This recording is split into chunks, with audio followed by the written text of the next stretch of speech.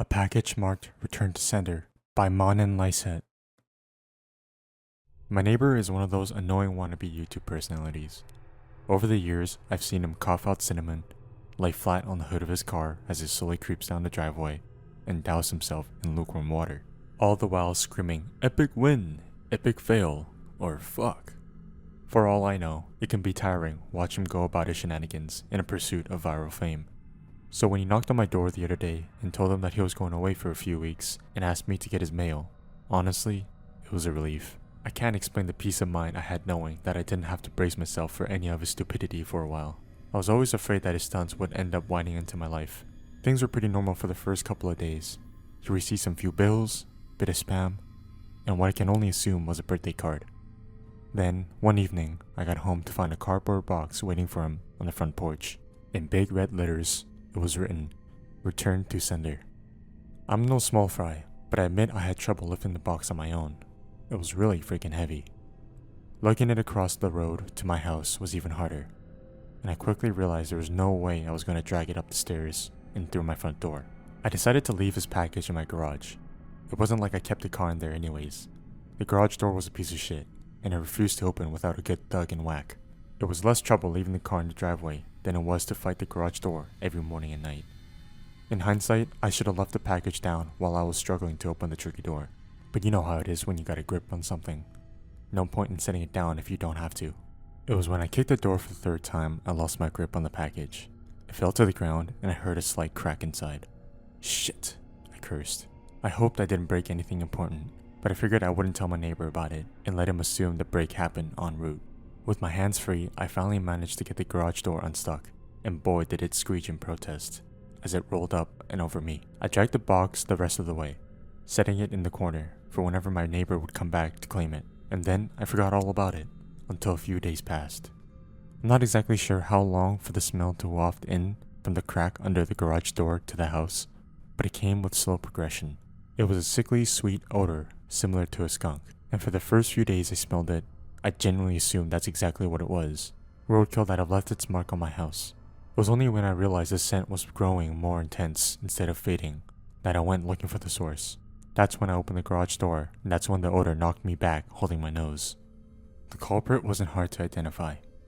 The only change in my garage was the box in the corner, and I remember thinking it must have been one of those meat of the month subscription boxes. The meat must have gone rancid from being left out of the fridge for so long. How much meat could have been there for the box to be so large and heavy? An entire freaking cow? I covered my nose as I approached the box with a pair of scissors in my hands. I probably wouldn't have needed it to open it, as it became soggy enough at the bottom to poke through with a finger. But I wasn't about to poke my finger into some spoiled meat juices. That soggy bottom was the reason I had to open the box in the first place. If I tried to drag it out whole, everything would spill out onto the floor. I was going to have to dump the pieces of meat, one garbage bag at a time, and take them down to the dumpster, a process I was not looking forward to. My scissors tore through the tape along the top of the cardboard box. I thought the smell couldn't get any worse, but I flipped the flaps open and I discovered a whole new odor of stink.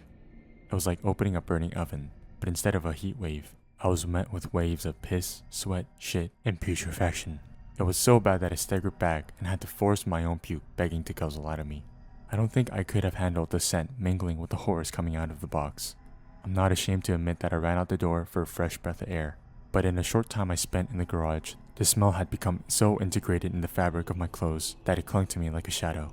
Nothing I tried could keep the smell out of my nostrils. Not even air freshener, not even a face mask, not even 3 showers and a change of clothes. Every second that box laid in my garage was another second the smell allowed a foothold into my home. I had to bite the bullet. I returned to the garage, the flaps of the box still open, as like it was inviting me to look. I was prepared, clothespin pinning my nostrils shut, a garbage bag in one hand, the strongest cleaner I could find in the other, and long rubber gloves to keep my skin from having to touch whatever was inside. But as it turns out, I needed none of those things. I wouldn't have to touch or clean the contents of the box. I would only have to suffer through the nightmares every night. You see, there was meat in that box, but it didn't come from a pig or a cow. No. It was worse than that. It was my neighbor. Dead. Still in one piece, but dead. I called the cops, and naturally they took me in for interrogation. It's kinda hard not to suspect the man with the corpse in his garage. Thankfully, they soon realized I wasn't involved. My DNA might have been all over that box.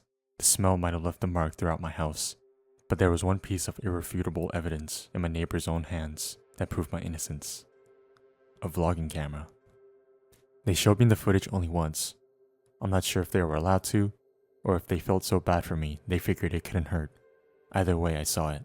My neighbor was sitting in the box outside of a shipping facility, laughing as he told the world that he was going to mail himself across state lines. He brought pee bottles, food, a pillow, and a few flashlights. His friend, a guy I'd seen in his place several times to help with the stunts, closed the lid and presumably dropped him off for shipment. My neighbor recorded a few short clips about his progress. He'd said some things like, "I think I'm in the truck now. I feel it moving. Must be in the warehouse. Pretty warm here. Still got plenty of food." That kind of stuff. And then, on the last entry, the box toppled over. He broke his neck, and that was it. The camera recorded until either the memory card got too full or the battery died. There's one thing I didn't tell the police after they showed me the video. One thing I heard in the footage that will haunt me to the day I die. Just after the tumble that broke his neck, I heard a familiar screeching sound. The sound of my garage door. This has been Liminality. Thank you for listening. This story is called Buying a Weighted Blanket from Amazon Was the Worst Decision I've Ever Made by Reddit user Barkaholic. You've heard of them. They started as a tool to help calm autistic people and people with anxiety and insomnia. Over the past few years, they've grown into a popular household item, and with good reason. They're comforting. We'd pay just about anything for some comfort. Do you ever notice how that's most of what we spend our money on now? Us single guys? Why do we constantly crave to be comforted? My life wasn't particularly uncomfortable. Not then. I had finally gotten back track with reality after the disappearance of my wife and kids 2 years ago. I'd sold our little house in the suburbs and gotten a cheap apartment close to my job, attended all of the therapy appointments the police and caseworkers recommended, and gone back to work. I still couldn't sleep for more than an hour or two a night, even with the medications they gave me. But that was okay. The worst of it was over. Shock and grief can only last so long. I got one anyway. Ordered the thing off of Amazon in queen size, like all of my bedding, even though my queen no longer slept in it. It arrived ridiculously late. I'm a Prime member and I selected the free 2-day shipping, but it at least had gotten there, so I didn't send a complaint despite the state it was in after its long journey. Not in the familiar smiley cardboard box, but in a shapeless lump haphazardly placed halfway on my front doorstep, halfway in the parking lot. It had been clumsily wrapped in brown paper and tied with a string, and possibly kicked the whole way here from the look of it. It's like a quaint rustic thing, I announced to nobody in particular, as I dragged it into my apartment. A present from Grandma, back home, on the ranch. But even talking to myself couldn't convince me. It looked like a bomb, delivered straight off the set of an action movie. The package was beaten up and stained, and the rough jute string was frayed and nearly falling apart. It looked singed in several places, too. Took me 2 hours, 3 gin and tonics, and a hearty microwave dinner to work up enough courage, or suicidal depression, to actually open the thing. The blanket was bundled into a poorly folded cube held together by another length of the same string that had bound the paper. I wasn't impressed with its packaging, but the blanket itself looked all right. Plush, quilted blue microfiber with thick seams, and felt like it was the right weight. It smelled normal. You know that clean but vaguely chemical-ish odor new blankets have. I checked the tag, wondering if I ought to clean it, but the ink was smeared and blurry.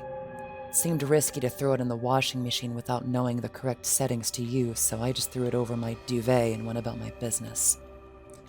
At around midnight, I decided to give it a try. I had nothing left to lose. I'd spent hundreds of dollars on my bed over the past few months, and the newest and best quality memory foam adjustable cooling mattress, 1,000-count Egyptian cotton sheets, customizable filling pillows, and none of it had bought me a single good night's sleep. Honestly, I expected the same to happen that night, but it was fun to pretend. I slid between the cool sheets and pulled the blankets up over me. The new blanket was a bit lumpy, but I knew from reading reviews that this was normal due to shipping and would smooth out over time. The weight was immediately noticeable, and to my surprise, I felt comforted. When I closed my eyes, I imagined my youngest two had crawled into bed with us and were laying on top of me, suppressing giggles as they tried not to wake me up. An artfully folded section of the blanket at my back became the familiar bulk of my wife beside me. And when I opened my eyes again, it was 10 in the morning and I was late for work. I've never been so thrilled to receive a write-up. That weird chemical smell didn't really fade though, and gradually it became more noticeable. By the end of the week I could smell, or I imagined I could, the strange neutral odor on my skin even after a shower. By the end of the month it had become unbearable. I took it to dry cleaners thinking that I'd been lazy because I was so enamored over my renewed relationship with sleep. I was ready for the elderly Korean woman behind the counter to judge me over the stink. I had my excuses rehearsed. Work was crazy. I had it in my car and I'd forgotten. And I had Indian food for lunch and forgotten the leftovers in my car over the weekend, which had amplified the smell. But I didn't have a chance to recite this story. She only waved a handheld metal detector over my blanket and said, "Filling wrong, can't clean. Try a spray with Febreze you can get on Amazon." Couldn't imagine about the filling could be wrong, and I told her so. Sure, it was still a bit clumpy from shipping, but Amazon had listed the filler as polypropylene, and all the reviews recommended dry cleaning. "Metal," she explained, then shooed me out the door with 20 pounds of smelly quilt in my arms. Another month of beautiful, comfortable sleep went by before I couldn't live with the smell anymore. People had begun to comment on it at work. Megan, my manager, had tactfully suggested I check my laundry machine to see if maybe a rat had gotten in there and died or something. That was my last straw. I came home determined to get rid of the blanket and buy a new one, but you know what happens when you lose your entire world with no answers? You start to cling on to things. You hoard them, because you can't lose the comfort they bring you. I tried 6 dry cleaners before I found one who spoke English, through a heavy Boston accent, but you can't have everything, to explain it to me. "Sometimes they'll fill these glass with beads," he said. "The factories that make the beads, they'll lose a screw or some metal fillings in the batch and it all goes into the blanket. Machines and factories, you get me? Yeah, so what you can do is cut the seam a little and dump the balls into a bucket or the bathtub or something. Throw the blanket in the wash and hang it up to dry. Then you just pour them back and sew it up." I told him I didn't know how to sew. "You can get a funnel off Amazon for a few bucks," he said, and shrugged at me in a particularly apathetic sort of way before turning back into a pile of stained panties. I did exactly that. It took a week to ship it, which was annoying, but it was a bank holiday that Monday, so the delay did make sense. Armed with my funnel and a bucket, I pulled the edge of the blanket over the bed and cut a tiny hole into the seam near the corner. I expected the beads to come pouring out into a clattery flood as soon as I dropped the corner into the bucket. Instead, there was a single loud thump as a lump of something metallic hit the plastic. I peered into it and saw a gold circle, a wedding ring with a fingerprint carved into it, and an inscription on the inside that I couldn't see because a chunk of meat and bone were still inside of it. But I knew what it said. It said "to love's eternal glory." It was my fingerprint on the band. My mind went blank and I lost control of my legs, forcing me to sit heavily on the edge of my bed. The motion tugged the blanket over another few inches and more of the filling came out. This wasn't a flood, it was more of a heave. Like the blanket was vomiting up pieces of crumbling, dry flesh and bone like a cyst being squeezed. Thick clumps of horribly recognizable stuff squirted out into the bucket. My oldest son's teeth clattered loudly against the sides, and I saw flashes of silvery fillings from the cavities caused by gum disease he'd inherited from his mom. There was a scrap of almost bleached white Hello Kitty Band-Aid wrapped around a tiny knuckle joint. I remembered how my daughter had scraped her finger, knocking loudly on her brother's splintered bedroom door. Now she'd smile through her tears when she saw the special, fun Band-Aid her daddy had put over the scratch. I'd been sleeping for 2 months beneath the heavy weight of 1,000 mummified pieces of my wife and children's bodies. The cops couldn't trace the package, even though they tried. The security cameras in my apartment complex showed an unmarked brown van with no license plate, which dumped the package directly from the window onto my front step. There was nothing to track. Amazon's lawyers provided evidence proving they'd packed and shipped the correct, boxed and labeled blanket. Let me be fair to them, I must say that they offered me a prompt refund in store credit. But I won't be buying anything off Amazon ever again. I've gotten rid of my Echo.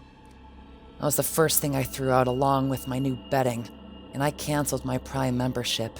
Just for good measure, I threw out my smartphone and smartwatch as well. Amazon and smart technology are convenient, and that's great, but it's not worth the risk if things like this can happen. It's the only possible explanation, after all. How else could they have found the bodies? My name was Juno. I hope you enjoyed this story.